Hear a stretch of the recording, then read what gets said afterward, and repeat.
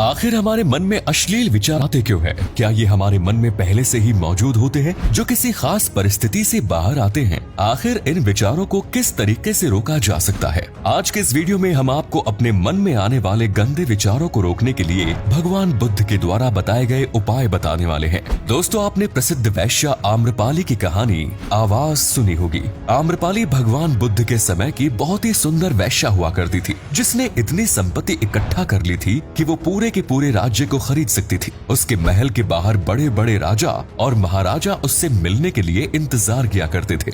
लेकिन आम्रपाली को केवल सम्मान और सच्चे प्रेम की चाहत थी, जो उसे कभी किसी इंसान ने नहीं दिया। लोग उसे केवल एक उपभोग करने की वस्तु समझते थे। एक दिन की बात है, आम्रपाली अपने महल की खिड़की से बाहर देख रही थी। तभी वहां से एक नौजवान बौद्ध भिक्षु गुजरा, जिसके चेहरे पर एक अलग ही तेज चमक रहा था। उसके हाथ में केवल एक कटोरा था और वो भिक्षा मांगने के लिए निकला हुआ था। जैसे ही उस नौजवान बौद्ध भिक्षु ने आम्रपाली को देखा, अपने दोनों हाथों को जोड़ते हुए उसे प्रणाम किया। ये आम्रपाली के जीवन में पहली बार हुआ जब किसी इंसान ने उसे सम्मान की दृष्टि से देखा। आम्रपाली ने उस बौद्ध भिक्षु को अपने महल में भोजन करने के लिए आमंत्रित किया।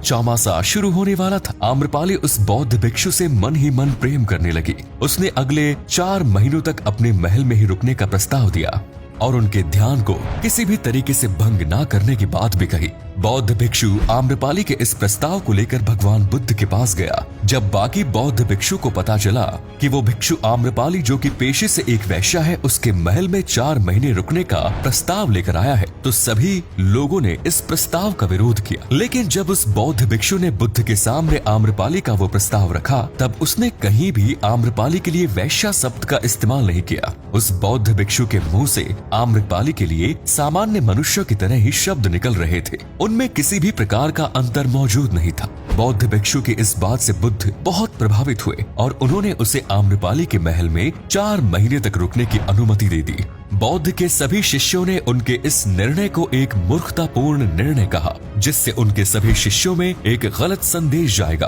क्योंकि आम्रपाली इतनी ज्यादा सुंदर थी कि किसी भी मनुष्य के लिए उसके सौंदर्य से दूर रह पाना ज्यादा देर तक मुमकिन ही नहीं था। और वो बौद्ध भिक्षु अभी भी जवान था। बुद्ध ने अपने शिष्यों से कहा कि ये एक प्रश्न है कि ध्यान और शारीरिक आकर्षण के बीच किसकी जीत होती है। यदि भिक्षु का ध्यान कमजोर होगा तो अवश्य ही आम्रपाली उसे अपने शरीर के आकर्षण में फंसा लेगी, और यदि उस बौद्ध भिक्षु के ध्यान की शक्ति अपार होगी तो वो आम्रपाली को ही परिवर्तित कर देगा।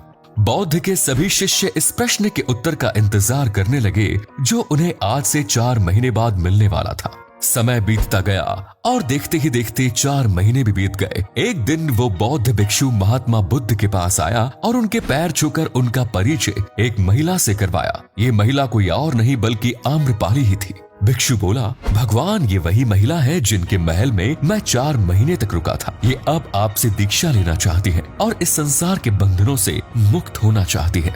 आम्रपाली ने बुद्ध को सारी बातें बताई। उसने उनसे कहा कि मैंने इस नौजवान भिक्षु को देखते ही पसंद कर लिया था और मैं इन्हें अपने महल में रोककर इन्हें सांसारिक बंधनों में बांधना चाहती थी, लेकिन इनके पवित्र विचारों ने मुझे ही इस संसार के बंधनों से मुक्त करवा दिया और अब मैं इस मोह माया से दूर हो गई हूँ। मैं अपनी सारी संपत्ति दान करना चाहती हूँ। आप मुझे अपनी शरण में लेने की कृपा करें। बुद्ध को उनके प्रश्न का जवाब मिल गया था, जिसमें शारीरिक आकर्षण पर ध्यान की विजय हुई। आम्रपाली और उस भिक्षु की बात सुनकर बुद्ध के बाकी शिष्यों को भरोसा नहीं हो रहा था। उन्हें लग रहा था कि वो बौद्ध भिक्षु झूठ बोल रहा है। ये किस प्रकार से हो सकता है कि माचिस की तीली और मिट्टी तेल एक साथ रहें और फिर भी आग भी ना लगे? यानी कि एक नौजवान युवक किसी वेश्या के साथ 4 महीने रहने के बाद भी उसे स्पर्श न करे, ये असंभव है। बौद्ध ने अपने शिष्यों को समझाया कि आप लोगों ने अपने कामुक विचारों को रोकने के लिए अपना रास्ता ही बदल दिया है। आप लोगों ने ये धारणा बना ली कि एक स्त्री और पुरुष एक साथ रहकर संबंध ना बनाए। ऐसा नहीं हो सकता। कामुक विचारों को कभी भी दबाया नहीं जा सकता, बल्कि इन्हें रूपांतरित किया जा सकता है। ये किसी न किसी परिस्थिति में बाहर आ ही जाते हैं। बुद्ध ने अपने शिष्यों को समझाया कि वासना एक प्रकार की भावना होती है जो हमें किसी चीज की कमी का एहसास कराती है। जब हमें अपने शरीर के लिए किसी चीज की कमी का एहसास होता है तो ये हमारे लिए शारीरिक काम वासना बन जाती है। ये वासना प्राकृतिक रूप से सभी मनुष्यों के अंदर मौजूद होती है और इसका होना भी जरूरी है, क्योंकि इसके द्वारा ही मनुष्य अपनी जाति का विस्तार करता है और ये बिल्कुल भी गलत नहीं है। बुद्ध ने कहा जानवर भी आपस में संबंध बनाते हैं, लेकिन उनके संबंधों को कभी भी गलत दृष्टिकोण से नहीं देखा जाता, क्योंकि जानवर आपस में संबंध किसी भोग या विलास के उद्देश्य से नहीं करते, बल्कि अपनी जाति का विस्तार करने के लिए बनाते हैं। प्रकृति ने जानवरों को इतना सोचने की शक्ति दी ही नहीं कि वो संबंधों को अपने सुख के लिए बनाए। प्रकृति ने इंसानों के अंदर भी ये काम वासना केवल उनकी जाति के विस्तार के लिए प्रदान की थी, लेकिन इंसानों ने इसे अपने आनंद और भोग का आधार बना लिया। इस काम वासना को इंसानों ने अपने जीवन का सर्वोपरि लक्ष्य बना लिया है। आगे बुद्ध ने इस काम वासना के उत्पन्न होने के कारण के बारे में बताते हुए कहा कि काम वासना के उत्पन्न होने का एक निश्चित समय होना चाहिए, लेकिन इसके हर समय उत्पन्न होने के 4 कारण होते हैं, जिनमें से सबसे पहला कारण है कि जीवन में किसी बड़े उद्देश्य का ना होना। बुद्ध ने कहा कि जब भी आप कोई आवश्यक कार्य कर रहे होते हैं तो उस समय आपका ध्यान कभी भी किसी अन्य काम पर नहीं जाता, भले ही वो काम आपके लिए काफी महत्वपूर्ण हो, लेकिन आप उस समय अपने उसी काम को वरीयता देते हैं। उसी तरह यदि आपके जीवन में किसी भी प्रकार का कोई उद्देश्य ही नहीं है तो आपके मन में इन फालतू के विचारों को पैदा होने से कोई नहीं रोक सकता। काम वासना के उत्पन्न होने का दूसरा कारण दुनिया के द्वारा इसे गलत मानना है, जबकि प्रकृति ने इंसानों के अंदर इसे केवल संतति उत्पन्न करने के लिए डाला है, न कि भोग विलास के लिए। इसका तीसरा कारण है विचारों के प्रति जागरूक न होना। यदि आप किसी चीज के बारे में सोचते हैं तो आपका दिमाग उससे जुड़ी कई सारी चीजों के बारे में सोचने लगता है और आप असली चीज को छोड़कर इन फालतू चीजों में ही अपना समय व्यर्थ कर देते हैं, जबकि आप कुछ और सोच रहे थे। यही होता है जब आप अपने विचारों के प्रति जागरूक नहीं होते, क्योंकि आपके अंदर दृढ़ शक्ति ही मौजूद नहीं होती जो आपके विचारों को सही रास्ते पर ले जा सके।